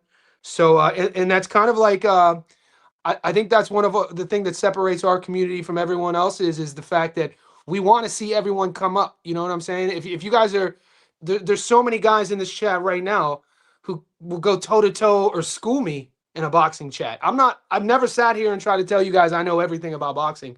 I'm just a guy who grew up around the sport, who loves it. It's my passion. Walked into a gym as a 7-year old, and I know that there's so much more to learn. But I tell you guys, if you're in our community and you feel that you want to get the word out about your knowledge of the game, man, start a YouTube channel. And if you're in our community and you need help, message me, DM me in Discord. I'll help you. So I want to put Jay Knows Boxing because we need more of this on social media. We need more guys like Julius. We need more 3Ds. We need more Tommy Reno. Yeah, there's not a lot of us who are creating content on a daily basis, who are doing our best to be. We do like my whole goal is always to focus on the sport and not the fighter. And if I keep my focus on the sport, I'll at least know that I'm trying my best to not be opinionated about one fighter or glaze one guy. It's not the smartest way to grow a brand on YouTube. We know that the guys with the biggest boxing channels, these are guys who usually favor certain fighters or glaze certain fighters and then talk trash about everyone else. That's called an echo chamber. We're not doing that, and that was never my goal. Jay Knows Boxing. Yes, I started this from scratch, mate, and we're approaching 30,000, which is still insane. Jay Knows Boxing. Copy link. If you guys are still here, it's not letting me clip it. God damn it. Yeah, it's my Discord. So the Discord we keep talking about is this one. So this is how you join. My StreamYard's tripping. Yeah. So the Discord we're talking about is the JSB Discord. We started it in August of last year. We just approached a year. It's professional betting. It's not just boxing. We have all pro sports. We have sharps in every pro sport. There's boxing, MMA, golf, tennis. We got college football is another one of my go-tos. It's starting in a few weeks. Go Buckeyes.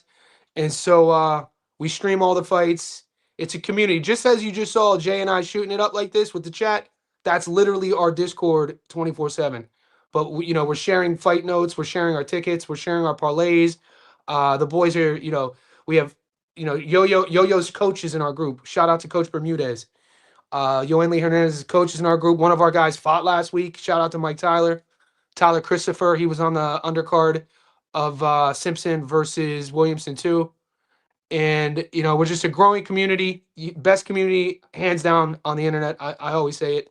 I appreciate the support. 2 hours in, there's 82 people in here. We got Australia in 3 hours And I'm gonna go box here. I actually have a sparring session in 2 hours. So I'm gonna go be an old man at 44 and go spar a 20-year-old. But he's one of my students, so I'm teaching him from scratch, and it's just a way for me to break a sweat. I'll be back. I'll be in the Discord in a couple hours for the fights, and we'll be streaming the fights in there. So if you're not in the Discord, the link is pinned in the chat. It's a couple bucks a month. Join our community, man. And if you're already in there, you guys know how I feel about you. Thank you.